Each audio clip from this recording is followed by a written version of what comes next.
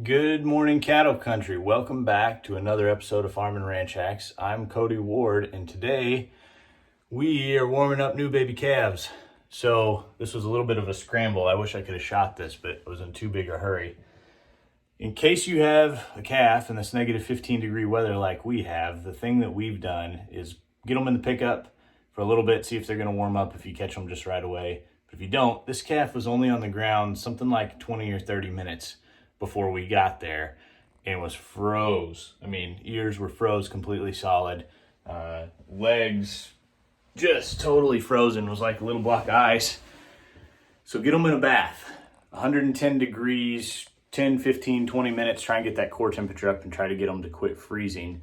And then get them out, dry them off really good. We've been using Grandma's finest hair dryer here, along with any other supplies. I don't see any OSHA violations here myself. Get that calf in a bath as soon as you can. Try and get that core temperature up.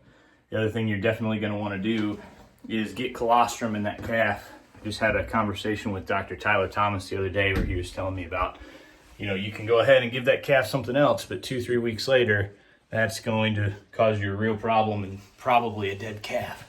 So, we're on the drive right now for 1,000 subscribers.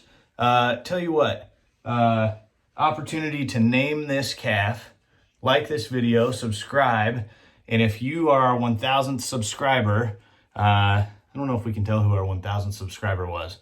If I can tell, we'll let you pick. If we can't tell, then we'll do a drawing for our 1,000th subscriber.